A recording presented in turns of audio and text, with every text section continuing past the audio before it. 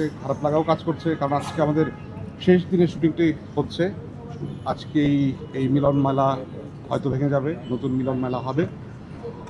অসম্ভব ভালো লাগছে। আর স্পেশালি প্রথমেই কৃতজ্ঞতা প্রকাশ করতে চাই রাজের কাছে, কারণ রাজ শুধু নাটকটিকে জনপ্রিয় করেনি, আমাদের নাটকের বা আমাদের দর্শকদেরকে আমাদের গল্প ফিরিয়ে দিয়েছে। যে গল্পগুলো একসময় উপভোগ্য ছিল, ও আবার প্রমাণ করেছে এটা কীভাবে জনপ্রিয় করা যায়। আমি অনেকদিন পর একটি চরিত্রের জনপ্রিয়তা উপভোগ করছি, সেটা দেশে এবং দেশের বাইরে সব জায়গায়। কিছুদিন আগে আমি কলকাতায় গিয়েছিলাম শুটিং করতে, সেখানে হঠাৎ দেখলাম দূর থেকে একজন আমাকে ডাকছে যে এই ফুপা ফুপা। আমি ঘুরে কেমন কোন ভাতিজা আমার, পরে বললাম যে না ওই নাটক হলো। আপনি মাইন্ড করেন তো, আমি ফুপা এটা আমাদের গল্প রেগুলার দেখি। এরপরে গল্প কি তাদের যে উত্তেজনা আগ্রহ, সেটা সত্যি আমাকে বিস্মিত করেছে। আমি দারুণ উপভোগ করেছি। আশা করছি সামনে রাজ আমাদেরকে এরকম আমাদের গল্প আরও দেবে। Thank you. এবার যদি একটু